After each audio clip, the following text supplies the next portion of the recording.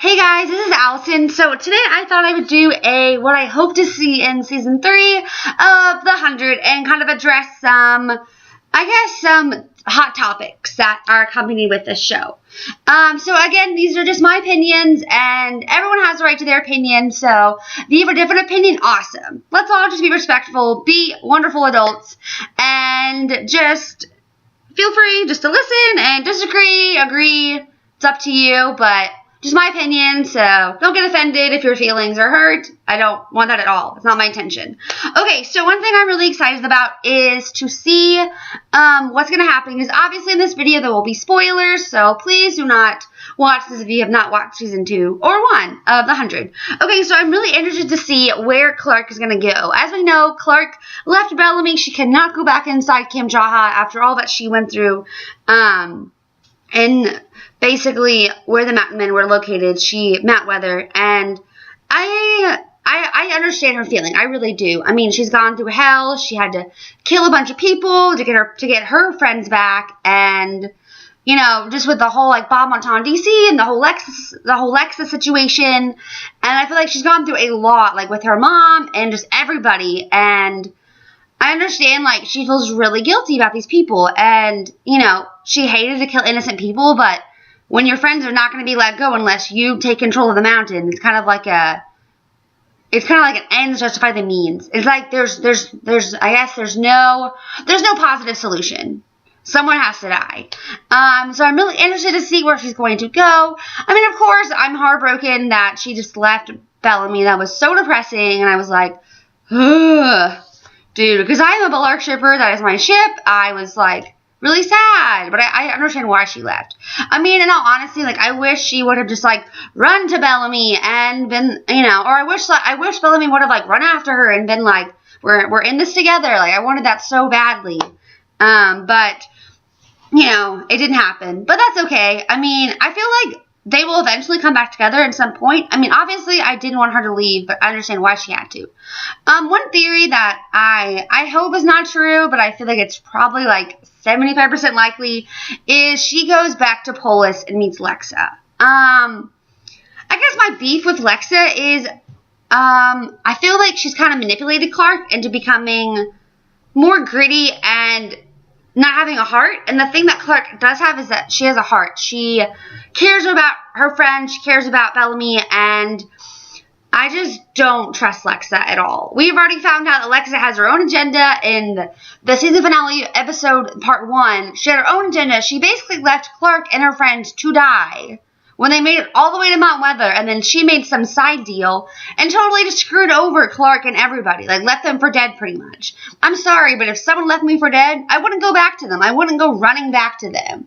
I would ignore them and spend time with people who want to hang out with me, like Bellamy, Octavia, Lincoln, Raven, like people who care about me, my friends, Monty, Jasper, I wouldn't go back to someone who betrayed me. Like, that doesn't make sense. But I understand why, because she's confused. She does have feelings. We don't really know. I mean, I don't really feel like she has feelings for Lexa, because Lexa I feel like, I don't know, that whole situation just kind of is very tricky, and I'm hoping she doesn't go to Polis, but I'm pretty sure she will, because that causes controversy and excitement. Yeah, unexpected. So, I don't know. That's going to be interesting to see what happens with that whole aspect of it. Her going to Polis. I'm still not happy about it, but I understand why she did it. So yeah, I'm also interested to see about Octavia and Lincoln. Octavia has totally gone through a total transformation. She's gone through a lot, from the girl chasing butterflies to now a bad A grounder warrior. She is so intense. I freaking love her. And her and Lincoln are finally reunited. Lincoln went through hell. She went through hell. It's like able to talk about their experiences. I'm interested to see how it's going to work out. Just with the whole, like, Indra not being her second anymore, and I think it's going to be interesting, just because Octavia, like, she can't leave the grounder side behind, but she's also, you know, she can't leave that grounder side behind, but then she also, it's difficult, like, you know, because Lincoln's still struggling with PTSD and the drug addiction, and then Octavia's like, I'm here for you, and she's struggling with, you know, having to kill people in Mount Weather and her whole relationship with her brother, and it's just going to be interesting. I'm really excited to see their relationship, and I'm excited. One other thing I'm excited about is the president's son, I forget his name, but is the president's son still alive? As we know, Lincoln cut off his arm, and Lincoln injected him with that, with the serum, the drug that basically turns you into a reaper. So I'm interested to see if he's still alive, what's going to happen. It'll be interesting. Some people say, I personally think he's dead, but some people think he is alive. So, who knows? So I've seen a lot of, posts about this recently on Tumblr, and I don't know. It's interesting. A lot of people are interested to talk about the whole Wick and Raven situation. Some people love Wick. I personally love Wick. I think he's funny. He's loyal. He is a friend to Raven. He cares about Raven a lot, and so I feel like I feel like he's a good fit for Raven. I really do. He cares about her a lot. He makes her laugh. He's there for her. He makes her forget about her troubles. Raven went through hell this season, losing her leg, losing Finn, the whole aftermath of that, and then Wick coming into the picture, her feeling guilty about, sleeping with Wick. I think it's interesting. I am totally in for a Raven and Wick, relationship. Yes. I'm totally in for that. Two hardcore scientists working together. We have engineers, we have mechanics. I think that's an awesome dynamic. They just have a really good dynamic. So I'm really hoping to see more of their relationship. I would love to see more of Raven's past. We don't really know much about her past. I know Jason Rothenberger tweeted, Kim Shuwei, one of the head writers, she tweeted that we're not going to get to know more about her past, but I really hope we do. I'm really excited for that. One final thing that I'm really looking forward to is just what's going to happen.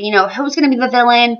What problems are they going to encounter in this next season? One thing I want to talk about is the whole Bellarke versus Clexa ship thing that has been interesting on Twitter. So Jason Rothenberger, I feel like he gets asked questions about Bellarke, and he's like, oh, well, he doesn't really want to talk about it. Or he's like, well, this show isn't about romance.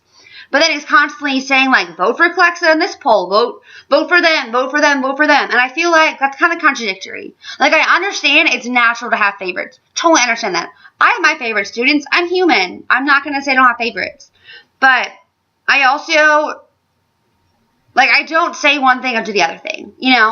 I feel I don't know. I mean, I know it's probably annoying for him to get so many Bellarke questions.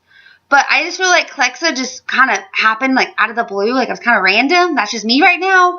I don't hate Clexa. I don't hate their ship. I just feel like it's just not very developed. So maybe if it was more developed, I would have a better feeling about it. It's like with me and Stiles and Malia. I don't really feel like it's a very developed relationship. It seems random. So I just wish he had more support because it just doesn't make sense for him to write in all these awesome Bellarke scenes that are so awesome and heartbreaking and wonderful, and yet he doesn't even acknowledge the ship.